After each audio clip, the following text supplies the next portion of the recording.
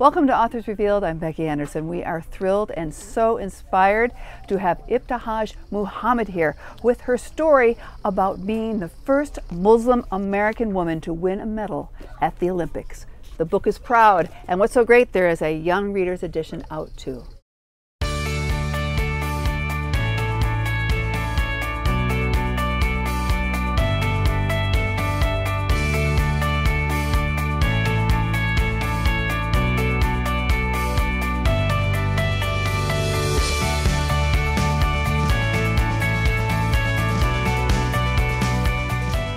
Ibtihaj, it's so wonderful to have you here. We are honored to have you here, and I just can't tell you how incredible it has for you to write this story that you've written. And I think it's even more special that at the same time, the book's only been out for, this is the third day, because it came out this past Tuesday, but to have that young reader's edition come out on the same day. Yeah. So many times we have such wonderful stories that need to be told, and we have to wait for a while to get this story for young readers. So thank you so much for doing this at the same time. Well, thank you for having me. Yeah. It's good to be here. I know, it's so great to have you here. And you know, since it's been only out for 3 days, how does it feel? I know, all the things you've gone through with your education, but also being a champion fencer, but now you're an award-winning author. With a Kirkus star. You have 3-starred reviews, which is absolutely incredible for the Young Readers Edition. So how does it feel to be an award-winning author now and have that book finally on shelves in bookstores everywhere? Well, you're the first to refer to me as such, so I appreciate that. That's an easy thing, yeah. I feel like this is an award ceremony, so I don't know if I do a thank you speech yet, but yeah, right. To write your own story is difficult in its own way. And it felt very therapeutic for me to pen my story and hopefully share it in a way that helps others. There were so many different obstacles throughout my career as an athlete that happened, and I wouldn't have it any other way, in a sense that they've helped make me who I am. Sure. And they feel like notches on the belt, in a sense. Yeah, right. And I think that had I had a story like this available to me as a kid, it would have made a lot of the bullying or the moments of sadness and depression, it would have made it easier to navigate those spaces. And it becomes a lot harder when you feel alone at times. Yeah, for sure. And the story is so inspiring, and I know your hope is for a lot of young girls to read this. I think anyone can get something from this story and feel inspired to be better with this in a lot of different ways. So how did you decide that you were going to do this and put this story down on paper? What was that spark that made you want to do this? From the moment I qualified for the United States Olympic team, my journey felt bigger than me. I realized what it meant to have not only a woman of color represent the United States women's saber team, but also to have a Muslim woman who wore hijab represent the United States at the Olympic Games. It was instantaneously transforming a negative narrative that has been created for generations about the Muslim community, to show a Muslim woman who, it's in a positive light. It's representing Team USA at the highest level of sport. I'm American by birth, I'm not Arab, I only speak English.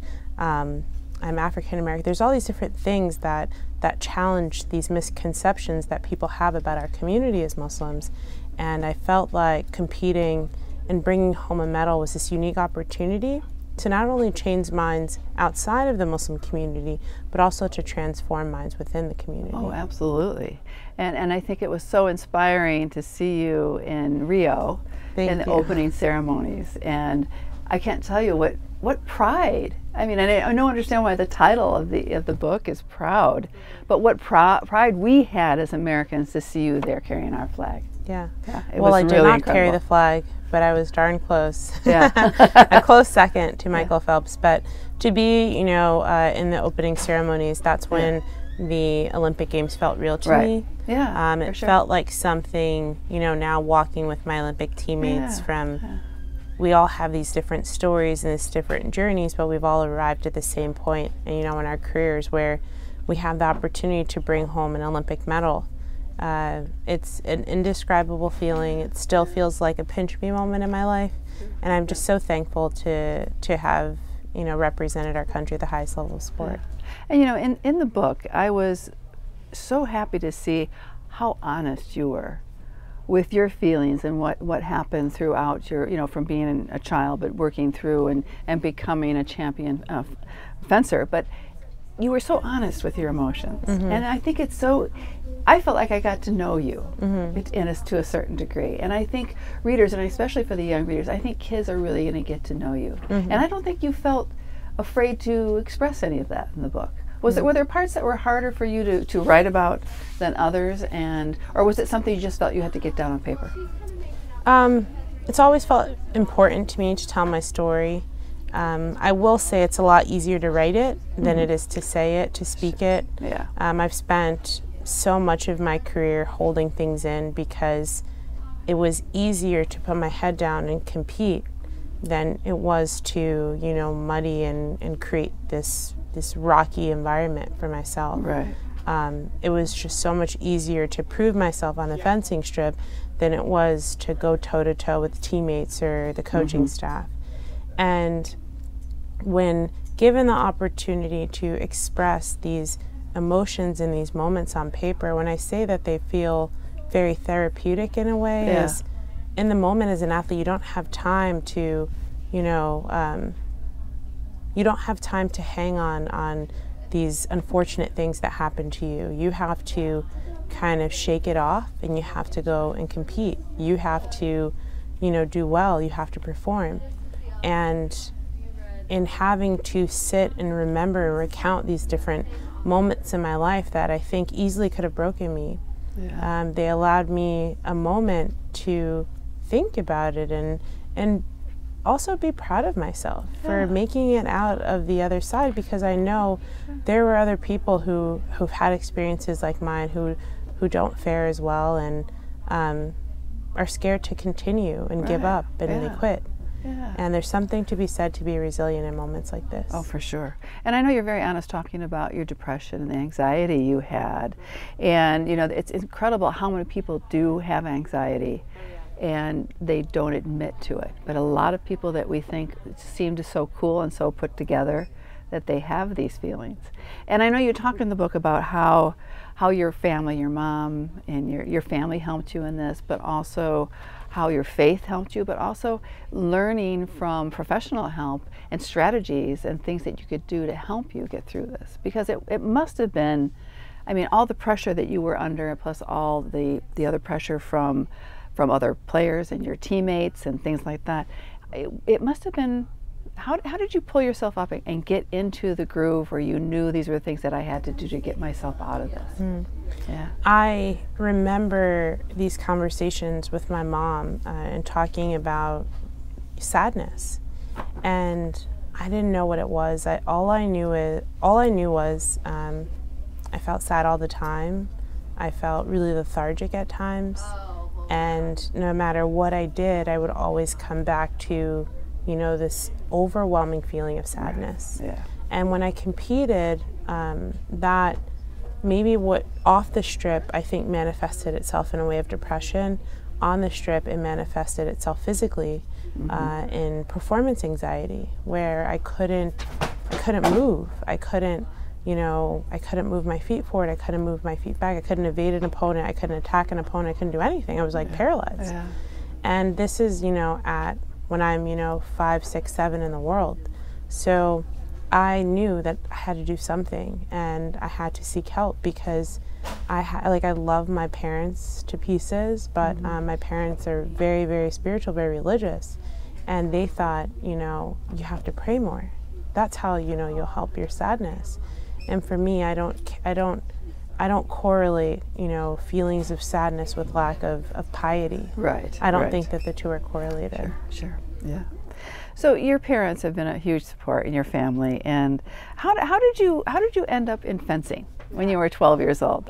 And choosing that as a sport, because I know your parents and for your siblings too, they wanted you all to be involved in a sport. So tell us how you ended up being a fencer. So I'm one of 5 kids, and in our household you didn't have a choice in whether or not you played sport. It was more so of like, which sport do you want to play? So in trying these different sports of tennis and track and field, softball, you name it, I played it. Parents always had to change the uniform for me. by adding long sleeves and adding long pants. Right. And I remember at 12, my mom and I were driving and we passed a local high school. And at that time, the fencing team practiced inside the school cafeteria. And you could see them from the stoplight outside. You could see the fencing team. Yeah. And I remember my mom saying, whoa, you know, those athletes are like covered. I don't know what sport that is, but we got to check it out. Yeah. And that's how we kind of discovered fencing, through like Google. We figured out what fencing was. And when I got to high school that next fall at 13, I picked up my first fencing sword. Yeah. And how did that feel the first time you did that? Very foreign. Yeah. Fencing did not come naturally to me by any stretch of the imagination, but I was blessed to walk into a team that was so embracing and loving and supportive, and you didn't have to win and be you didn't have to be an athlete that provided tangible wins to be made to feel important on that team. Right. And I coached that team well after I graduated from high school. Oh, okay. I coached Columbia High School, which I found out last night, for 6 years. I didn't know it was that long. Yeah. But that same energy, that same sense of unity and camaraderie and family is still there to this day. Oh, that's so cool. And I've been on many of teams, and I will say that Columbia High School is unique. Oh, that's great. What a great place to really get established in the sport and everything. Yeah. You know, I read about the Peter Westbrook Foundation that you got involved in. Tell us about that, because I think that made a huge difference for you as an athlete and a fencer. When I was at a fencing competition, there was a woman who came to me, a white woman, like of a parent of another athlete, and she said, you know, I know that there's black kids who fence in New York City. And I was frustrated because within the sport of fencing, it was the first time in my life I realized that my skin color and my religious beliefs had the power to change how people treated me. And in fencing, I was always acknowledged for being different, you know? Right. So when this woman said that to me, I remember being offended, but at the same time I was kind of intrigued, because I was always the only black kid at the competitions, always the only Muslim girl. So I'm like, okay, I want to know, like, where are there people who look like me who fence? So more research, more Google, and I stumbled upon the Peter Westbrook Foundation. And I remember my mom took me, and my sister was very young at the time. I think she was only like 8 or 9. Took us to New York City, and we found the foundation. And in seeing athletes who, you know, were athletes of color, who were on Olympic teams, who were world medalists, who had this extensive knowledge of the sport, it allowed me to unconsciously craft my aspirations as an athlete. And I didn't even know that fencing after college existed until I discovered the Peter Westbrook Foundation at 16. You know, sports and discipline, and I know you are an incredibly disciplined athlete and became so. But how did fencing help with that? What kind of a discipline? Tell us about the sport itself and how it disciplines an athlete who really takes it seriously. I think that it's not, discipline isn't unique to fencing. I think it's sport in general. If you want to excel at something, you need to put in work in order to achieve these goals that you set for yourself. And fencing is a quick reality check for anyone who thinks that they're just going to go out there without practice, without even mental training, and be successful. Fencing is almost like a beast. It'll chew you up and spit you out if you're not prepared. Right. If you're not mentally prepared, if you're not physically prepared, if you're not tactically prepared, if you're not hydrated, if you're not all these things. And I think that when I realized that you need every single piece of the puzzle in order to be successful in the sport, I think that's when I was my most successful. So it does take quite a lot of discipline to say to your friends, I'm sorry I can't, I have to go to practice. To spend, you know, hours when you get home watching videos of opponents and creating these logs of other athletes and making sure that you eat right and you wake up at 6 a.m. to go running. And there's all these things, like when you're chasing perfection and you're chasing success, there's nothing that stands in your way. And I think that in turn is discipline itself. And it leads to other aspects of your life too. I've always heard this so much, when you are really engaged in a sport, it's sort of like other parts of your life sort of come together in some ways within that discipline sort of thing. Can you relate to us some of those incidents of, discrimination or ignorance or negativity that you experienced because you're an African American young woman, you wear a hijab, those different things. What were those types of things? And also with teammates, even with, whether it was your Olympic teammates or other teammates, what were those kind of things you experienced? But when people knew who you were, that you could change them, and because I think the power of these books is that influence you can have to change. Yeah. I think that these stereotypes and misconceptions that exist about, people of color and particular ethnicities or religions, or even us as women, they often precede us before, people even learn our name. And I think that was my experience with Team USA. Yeah. I was walking into a space as the only athlete of color traveling on, sometimes a squad of 10, 12 girls and their parents. And it's interesting that there's these interactions where I think for me as a Black woman, expected to be angry or hostile, and it's like, whoa, calm down. And it's like, but I didn't say anything. Right. Or they expect you to be angry and do things that provoke you, to provoke this anger that they believe exists. But for me, I felt like I was constantly walking this tightrope of trying to not be the stereotype they want me to be. Trying not to respond in a way that was meant to get a rise out of me by like failing to book hotel rooms, or not tell me about team practices, or be like, oh, we didn't know you wanted to go to team dinner. And I think that those are things that are meant to intentionally exclude a person and make you feel not a part of, and make you feel inferior to. And I think the hope is that, you kind of fade. And maybe you don't come back, or you don't qualify for the next team. And I think probably the thorn in everybody's side is that I just never gave up. Yeah. And how did you keep that calmness and not let it get to you? I mean, because that's incredible personal will, not to let those things hurt or sure they can hurt, but not to let them control you or take over you. Yeah. Especially because I think I'm such a strong person. I'm not one who allows other people to pick on me.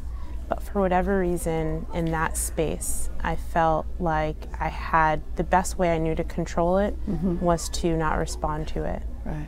And I think that it was meant to like ruffle my feathers in a constant way. And I don't know, for whatever reason, I never responded. I looked at the coaching staff as like elders in a way, and I wasn't raised to raise my voice or to be disrespectful. So I kind of maintained that thought process throughout my career. And when it came to my teammates, I felt like it almost feels like a workplace environment. You don't want to have an argument with your coworker. You don't want to create this bad blood when you have to work together, you have to perform together. So I felt like I was suppressing even the desire to respond in 99.9% of every single interaction. Wow. It takes a lot out of you. A lot of restraint. Wow. But I feel like oftentimes as Black athletes we have to be exceptional in order to be accepted, and that we carry a lot of baggage with us onto the strip that the other athletes don't have to have. And that, my coaches used to say all the time that, you're so strong, like use your strength. And the other athletes, it's like, there's always a game plan, because I think they're made to believe that they have the capacity to think tactically, and I'm told that I am not able to do that, because as a Black athlete, all I can bring to the table is strength. So there's all these different things that I think in your mind you're bringing with you all the time, even if it's unconsciously. And it's unfair. It's an unfair disadvantage that I think we as athletes of color face. But it's also trying to overcompensate for a stereotype that you don't need to do anything about it. It's something that I learned as I got older, I guess wiser in my 30 years of existence, is like to really kind of let go of all that baggage and realize at some point in my life that is someone else's issue, that's their problem, and it's not my burden to carry with me. Yeah, sure. Yeah. You know, I know you went to Duke University, and you got a double major. You did international relations and African American studies, but you decided your junior year not to play on the Duke University team. Senior year. So, what was that like going to Duke? And I love your majors. What a great combination. But leaving the sport for a little while, what was that like getting back to it? Because and then ending up, you know, of course, representing the U.S. in the Olympics. Duke was difficult. It was hard academically. Sure. It was a hard space to navigate. For me, I was the only woman in hijab at the school.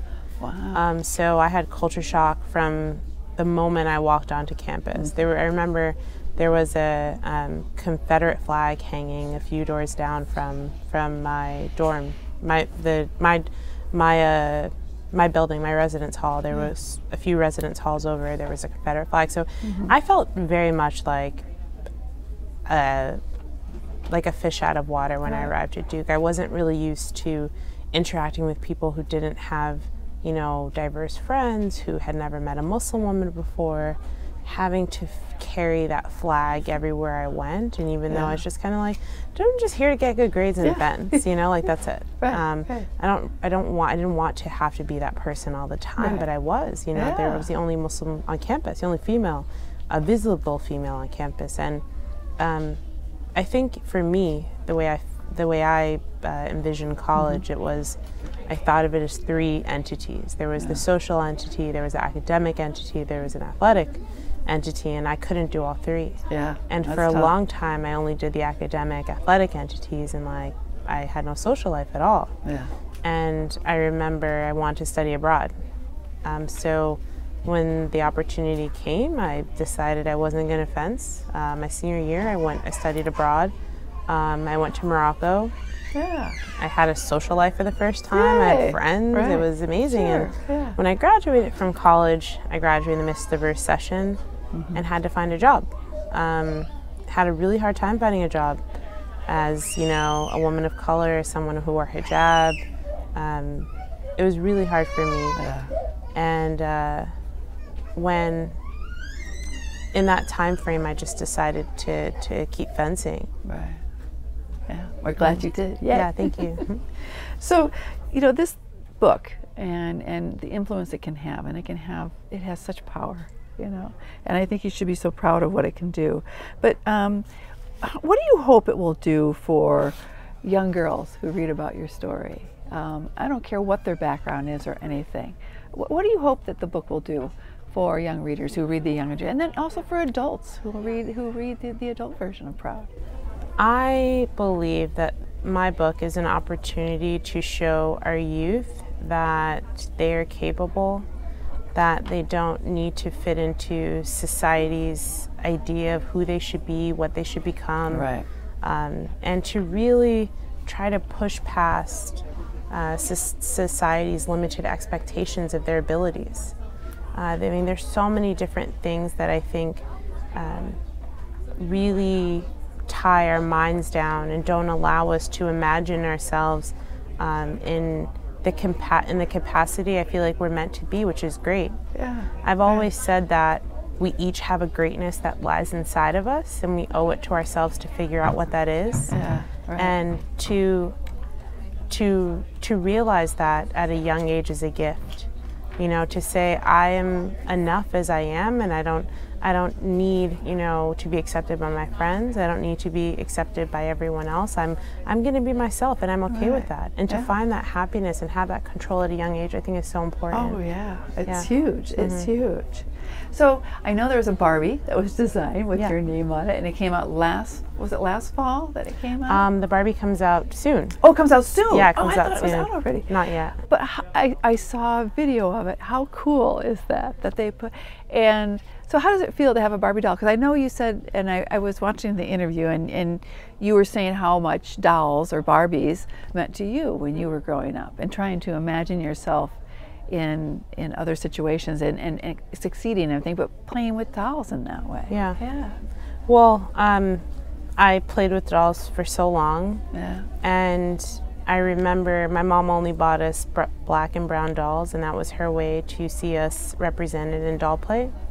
So for me, walking down toy aisles and only seeing like 2 black dolls on the shelves and having both of those, so having to leave the toy store empty-handed, never having a doll who wore hijab and having to make my own as a kid, I think that this effort of Mattel's Shiro program to choose inclusiveness and diversity in moments where it's far easier to stay silent, I think that it's revolutionary. I really do.